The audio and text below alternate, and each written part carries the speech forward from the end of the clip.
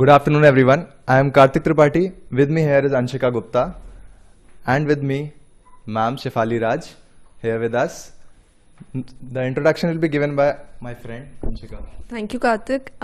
It gives me an immense pleasure to introduce to my audience the very meticulous, straightforward, energetic, keen learner, and whatnot. And last but not the least, the face behind the name and fame of the PSIT, Shefali Raj, ma'am.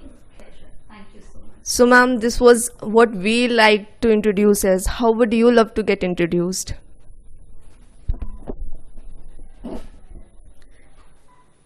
If my students are taking interviews, I would say students' favorite. That's how I'd like to be known in PSIT. Somebody who thinks constructively, positively, progressively for students. That's how I'd like my students to define me.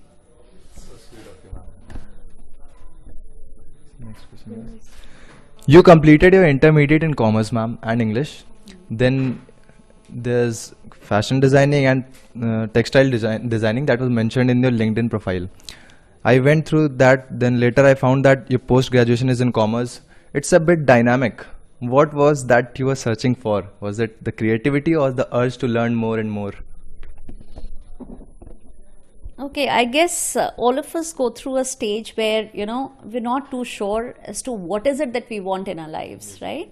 And I've always believed that life should be lived to the fullest. There should be no aspect of life that should be untouched by me. So I'll make a little correction there. Till 12th, of course, till 10th you study all the subjects, right? 11th and 12th I took arts. I wanted to understand psychology. So I took psychology, and I wanted to understand economics also. So took economics, right? But then it was after 12th that I moved to commerce because I was very sure I'm a career-minded person, right? I wanted a very strong career to myself. So, and business was something that, that is in my DNA. I belong to a business family. So I was very, very sure that I'm going to do some business only. So keeping a management course in mind, I thought, let me pursue my graduation in commerce so that I can take my management degree forward. Ma'am, like we all have dreams of becoming in our childhood like pilot, doctor, engineer. So what were your dreams at your time? I wanted to set up some industry. I never wanted to do something like, something that are typed for women. It's like, women should get into teaching because they're best at that, I never wanted that label. So I wanted to set up a hardcore, maybe a factory, some industry where there's going to be a lot of, laborers working and there would be some manufacturing happening. That was what I had in mind. Breaking the stereotypes. Yes, absolutely. You have been from a non-technical background, as you have said, and most of the part of your experience is in technical organizations. So what were the challenges that you faced? Were there any situations where you thought of giving up, and what kept you moving? Giving up is something I'm going to give up only when my breath gives up. So I don't think of giving up. And I never felt being in a technical institute. In fact, I never felt when I'm with my computer science students, I think of algorithms and I speak to them like that. When I'm with my mechanical students, I think like that. When I'm with my civil, I think the way they think. So basically, your logics have to be right in life. So when your logics are correct, be it any branch, it hardly makes a difference. You understand it, then it's not a problem. Obviously, I cannot be as good as those people are, but then nobody can feel that I'm a non-technical person speaking to them. So that much I think my students have taught me in these years. That was a pleasure, ma'am. Ma'am, what was that motivating factor which kept you like going on and achieving so much of like gratitude and everything? So what was that motivating factor in your life? I don't know if you're giving me too much credit. I don't know if I really deserve all that. But then, no, honestly, that's how naturally I am. So if I come to office, there has to be something new that has to happen that day. I mean, it cannot be mundane, it cannot be routine, it cannot be something that I do every day. So I have to think something different for my students, something very creative. I get ideas from everybody, whoever. We are a wonderful team at PSIT. So, Chairman Sir, down to maybe the peon, I think I learn from everybody. So, anybody and everybody can give me ideas and my mind starts working on it. So, that keeps me going. There has to be... I mean, I remember a very beautiful proverb which says, it's a quotation, it says that change is inevitable. But progression is a choice we make in life. So I just don't want changes to happen. Changes will happen to the body. They're going to happen naturally. Natural effects are going to happen. But then progression is something which is in our hands. So that is something that will naturally happen. For the past couple of years, I've been in this college. I'm a third year student. So we have seen your different sides every time. Be it Ignitia, be it the judge of Fashionista, then guitar playing, singing, then driving your own car. Then what all kinds of hobbies do you have? Can you please tell us about that? I don't know. When I remember college days, I did not have very, what should I say, very fulfilling college days because college culture is a little different here. So, and then I got into my working. I'm an entrepreneur as well. So I started my institute when I was in my first year of graduation. So when my friends used to bunk college and go for movies, I used to teach students and I used to spend time with them. So never did that. So, you know, sitting at the campus and playing guitar and friends all around was something that had never happened to me. I mean, it didn't happen to me. So I thought, you know, why leave any dream unfulfilled? So when I was in college, I mean, in PSIT, I used to look at students in Ignitia and they used to, you know, full on, they used to enjoy themselves. I said, why should students have all the fun? Why can't we have fun? So that's when I decided. I got in touch with a guitar teacher. And Sunday, I started my classes for guitar. And then, you know, I was not too great at it. Was in my learning phase only. And then I thought, let me perform in Ignitia. So it requires a lot of guts because, you know, when you don't do well, you can have a lot of hooting also from the students. But then I said, you know, when I stand in front of my students and I tell them, listen, just don't worry. Go ahead and do what you feel you're confident about, right? So even if you're a learner, exercise it, do it with confidence and see things will fall in place. I said, when I can give lessons to other people, motivate them, why can't I do that to myself? So let me take it up as a challenge and perform in Ignitia. So first time when I did that, obviously, I mean, there were butterflies. I was not very sure how I'm going to do it, but then I didn't care because I was doing it for myself and I just wanted to. I had, it was a challenge I wanted to take and I took it and God willing, it was okay. I don't know how it sounded, but then it was okay. Yes, ma'am, we loved it. Ma'am, you are considered to be a woman of substance, like you are the vice chairperson for NHRD and you are the founder of Speak Well. So how does it feel like leading so many men? I'll alter the question a little. It is not about leading men. I've always believed that, you know, gender does not matter. You need to have the ability. And if you have the ability to do, it hardly makes a difference whether you're a male or a female. It makes no difference at all. So when I sit on my office chair, I mean, gender does not come. It does not come to me when I'm speaking to anybody. Nor does it matter it's a man standing in front of me or it is a lady standing in front of me. It just does not matter. So those boundaries are not there of gender when you're working. It doesn't make a difference at all. But still, we have a male-dominating society. I know how to handle. I don't know. It just gets handled. I don't have to do anything about it. It's so natural. That's how I am. You like it, good. You don't like it, your problem. It's not my problem. And people of all age groups consider you a fashion icon. Oh, really? Yes, ma'am. Be it Republic Day, your ethnic tri-colored sari, we noticed that. Then you were there as judge in Fashionista. you carry your dresses really perfectly. So how do you justify yourself as a fashion icon? Cannot give you a very concrete answer to that, but then it's like I know I just live the moment I want to. So if it is 26 January, I know I should look like that. I should dress to the occasion. And I feel nice about it. So there's no flaunting, but then that's how I feel good about it. So, I mean, if I put on some nice bangles of saffron, white and green, or maybe wear a dress that goes with the occasion, I just feel so much in mood of the day. So that's how it is. That's how. Ma'am, apart from your intellectual thoughts, you have a very pure, soft heart. So, like, I'm talking about your NGO Earth. So, would you like to tell us something about it? I have bigger plans.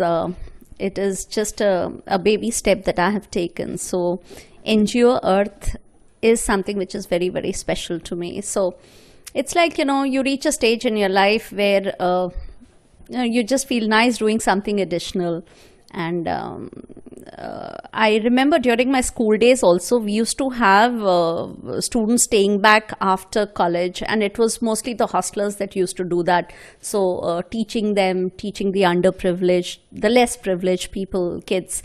And I used to stay back, though I was a day ski, but then I used to stay back because I felt very nice teaching them. So maybe it was there with me that I wanted to do something like that, and I started this NGO a couple of years back. So we have around 30, it varies, 30 to 35 children are there, and they're all girls. So I go a little biased because I know they are more underprivileged than the boys. So boys get an opportunity to study in good schools. They're supported by parents, but then girls are not. So this NGO Earth, this division is taken care of by my mom. So my mother takes care of it, and 35 kids are there with the fleet of teachers who are taking good care of them, taking care of their education. So we ensure that, they grow up to be good, educated girls in the society. That's one. And second, another project that I would be doing, though that requires more of my time and effort, planning, everything, that is an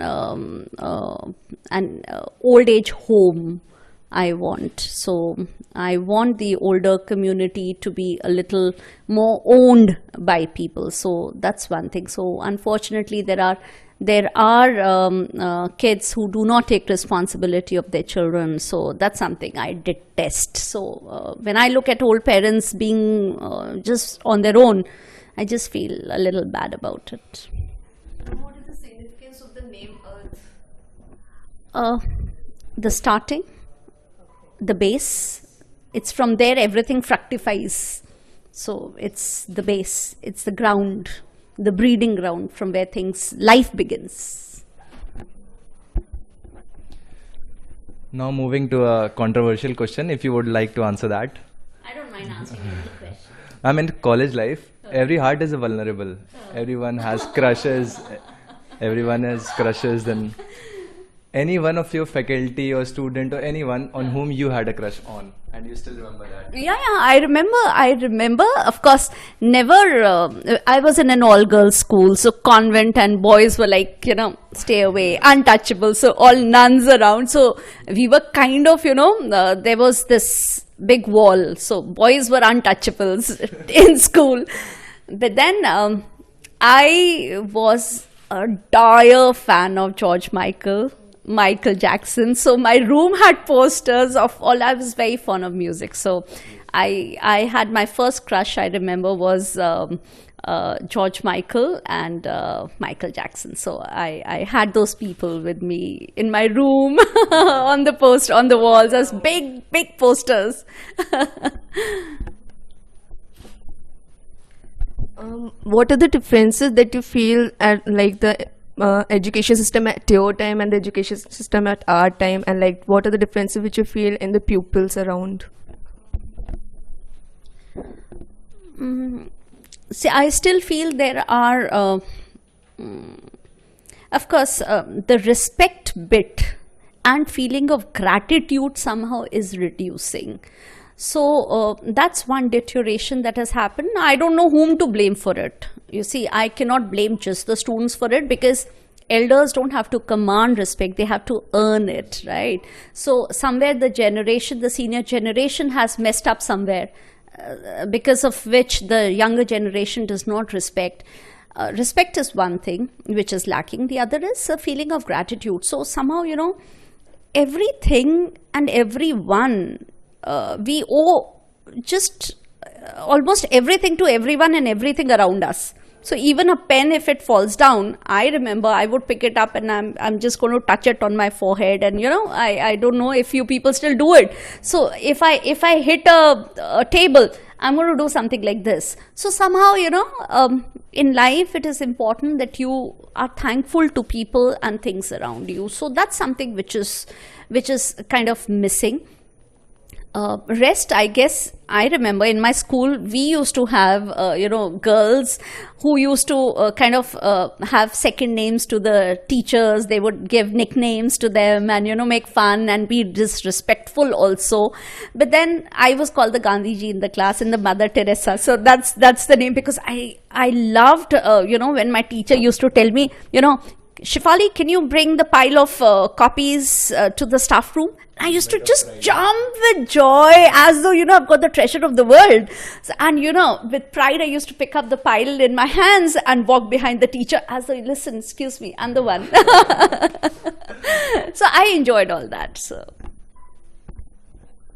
More than 6 years in PSGI, ma'am. That's a long time. How was your experience, and what are you looking forward to? Any future goals, specific plans? The bigger goal, I believe in making it happen. So lots to do for the college, lot of work is to be done. We've traveled a long distance. I have seen changes, and every day is like, I come to office, and when I'm leaving office, I feel, did I do anything? It's like time flies in the college. There's so much happening. It's so dynamic here, and there's so much to do. I mean, it's fun. It's never like at home in the morning I'm thinking, Monday blues, going to office. I look forward to coming to the college because I enjoy working and I love this place a lot. So it's good. There's lots to do in terms of the students' quality, working on the education, everything. So goals are there. Management would keep it to themselves. But you'll see the flag of PSIT flying very, very high. So, Definitely. I'm sure. Ma'am, you are the patron for our English club, the Bastion. What would you like to say about it? This club is again quite close to my heart because I always wanted my students to get exposed to public speaking, because you see, we're living in times where it's important that you express. You should be expressive. So you have knowledge and you don't know how to put it across, you somehow fail somewhere, right? So very important that we had a club, though it's late, but then I'm happy that Dr. Garima Williams is able to initiate it, and I'm very, very sure under her guidance you people are going to be doing a lot of activities, and this is going to be a platform where we've already seen the glimpses of it. So I can see my anchors and all the programs that are happening in the college doing extremely well, so they know. So we have that talent, it's just that we needed to surface it. So through this club, I'm sure with the umpteen activities, we'll be able to give exposure to the students on the literary side. So written, we have poets in the college. I mean, there are girls who walked up to me with diaries of poems, and I was surprised that we can have students who can think so deeply and they're so emotional about it. So whoever comes to me, I direct them to Dr. Garima Williams, and I'm very sure she takes a good job of them, and this club, I'm sure, is going to do exceedingly well. I look forward to a lot of activities. college is really a happening place. See, ma'am gave us just 15 minutes and we are finished with our questions, and hope we have more time left. Do we have time? You're in the college for another year. Yeah. I'm going to be here, right? So we can always connect up again. So this session needs to be continued for the next time. So thank you so much, ma'am, for all your answers and for the time you gave us. It's always a pleasure to be, interviewed by students. I love the confidence that with which you people did it, and thank you so much for taking the initiative. More than the interview, I'm happy that I could sit down with my students and speak my heart out. Thank you so much. Thank you.